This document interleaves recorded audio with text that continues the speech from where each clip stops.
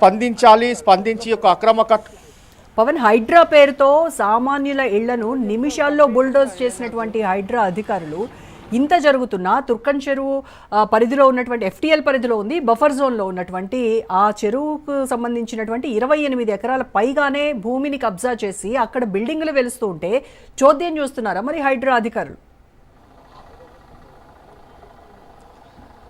ఖచ్చితంగా మనం హైడ్రాను కూడా మనము పూర్తిగా దీనికి సంబంధించి ఒకసారి చూస్తే అయితే పేదవాళ్ళు కావచ్చు, సామాన్య మధ్యతరగతి వాళ్ళు ఎక్కడైతే చిన్న చిన్న ఇల్లులు కట్టుకుంటారో అక్కడ హైడ్రా వచ్చి వారికి ఒక సామాన్లు తీసుకుంటామో ఒక రోజు సమయం కాదు కదా, ఒక గంట సమయం ఇవ్వాలన్నా కూడా హైడ్రాకు సంబంధించి మాత్రం ఎక్కడ కూడా సమయం ఇవ్వదు. ఒక్కసారిగా JCB వచ్చి వారి ఇళ్లను కూడా కూల్చివేస్తుంది. కానీ ఇలాంటి ఒక అక్రమ కట్టడానికి సంబంధించి కావచ్చు, పలుకుబడి ఉన్న వారి వద్దకు మాత్రము హైడ్రా రావాలంటే ఎందుకు భయపడుతుంది? ఆ భయపడుతున్న కారణం ఏంటి అంటే వీరికి రాజకీయ బలం ఉన్న కావడంతోనే పూర్తిగా దీనికి సంబంధించి హైడ్రా ఇక్కడికి రావట్లేదా, లేకపోతే దీనికి సంబంధించి ఎలాంటి అంశాలు ఇందులో మనం ప్రస్తావించుకుంటే మాట్లాడుకుంటే బాగుంటుందని మాత్రం ప్రధానంగా తెలుసుకోవచ్చు. ఒక సామాన్య వ్యక్తి హైడ్రా మాత్రం ఒక గంట కూడా సమయం ఇవ్వదు, JCB ద్వారా కూల్చివేస్తుంది. అలాంటిది ఒక అక్రమ కట్టడము ఇంత పెద్ద రాజకీయ అండదండ ఉన్న నేపథ్యంలో హైడ్రా ఎందుకు ఇక్కడికి రావట్లేదు అనుకుంటున్నాను. అయితే ఈ హైడ్రా అనేది పట్టణ ప్రాంతానికి పరిమితం కాకుండా గ్రామాలలో ఉన్నటువంటి చెరువులను, ప్రభుత్వ భూములను కాపాడడమే వారి లక్ష్యంగా చేసుకున్నారు. కాబట్టి ఈ హైడ్రాకు సంబంధించిన ప్రతిదీ కాపాడే బాధ్యత ప్రభుత్వం మీద ఉంది. కాబట్టి తక్షణమే ఈ ఇండ్లు కూలగొట్టాలి, ఈ గ్రామ ప్రజలకు న్యాయం చేయాలి. ఇప్పుడు తద్వారా అదంతా మునుపటి చెరువు ఎలాగైతుందో అలాంటి చెరువు మా గ్రామస్తులు చూడాలని మేము కోరుకుంటున్నాం. ఇప్పుడు అందులో కంకర పోసి అది స్లాబ్లు వేసి ఆ పిల్లర్లు వేసి దాదాపు ఒక 7-8-10 ఎకరాల చెరువు భూమిని వాళ్ళు కబ్జా చేస్తే ఇప్పుడు మళ్ళీ వాన వస్తే ఈ నీళ్ళన్నీ రోడ్డు మీదకి వచ్చేస్తాయి. ఇప్పుడు వాళ్ళకు రాకుండా వాళ్ళు అడ్డుగోడలు కట్టుకున్నారు. దీనివల్ల మా ప్రజలకు కానీ మాకు కానీ చాలా ఇబ్బందులు. మళ్ళీ ఇంకోటి ఈ చెరువు కూడా నాల కూడా కరెక్ట్ లేదు, నాల కూడా కరెక్ట్ లేకుండా చేసిర్రు. కాబట్టి ఇందులో పాత్రదారులు, సూత్రధారులు దీనికి సంబంధించిన ప్రతి ఒక్కరిపైన చర్య తీసుకోవాలి. ఇదే కాదు, ప్రభుత్వ భూములను కాపాడాలి, ప్రభుత్వ ఆస్తులు ఏదున్నా ప్రభుత్వం కాపాడాలి. ప్రభుత్వాన్ని కూడా మేము సపోర్ట్ చేస్తాం, చేయని పక్షంలో మేము వ్యతిరేకిస్తామని చెప్తున్నాం. ఇక్కడ మనం ఒక చిన్న విషయం కూడా మాట్లాడుకోవచ్చు. ఇక్కడ గ్రామ సర్పంచ్ సంబంధించి ఎందుకు స్పందించలేకపోతున్నారు ఈ యొక్క అక్రమ కట్టడానికి సంబంధించి? గ్రామ సర్పంచ్ కంపల్సరిగా స్పందించాలి. గత ప్రభుత్వంలో గ్రామ సర్పంచ్ ఉన్నాడు, 5 ఏళ్ళు పాలించిండు.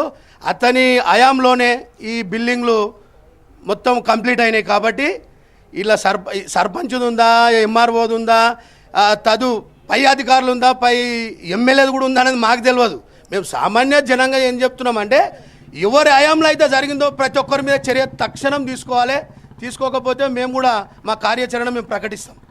గ్రామ సర్పంచ్ ఎవరు? అతను శ్రీనివాసరాజుకి గ్రామ సర్పంచ్కి ఎలాంటి ఇద్దరి మధ్య పూర్తిగా స్నేహ సంబంధం ఎలా ఉంది? రాజకీయంగా వాళ్ళకి ఎలాంటి సంబంధం ఉందో మాకైతే తెలియదు. శ్రీనివాస్ రాజులు అనే వ్యక్తిని ఇప్పటివరకు మేము చూడలే. ఆ FIRలో ఉన్న వ్యక్తులను ఇప్పటివరకు మేము చూడలే.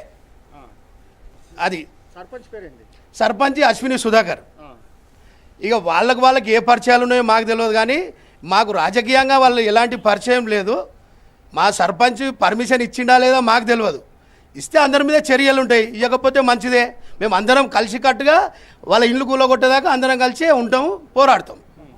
అది మొత్తానికి మీరు చెప్పండి. ఒక హైడ్రాకి సంబంధించి చూస్తే మాత్రం ప్రధానంగా పేదవారికి సంబంధించి ఇల్లు మాత్రం కూల్చివేస్తుంది.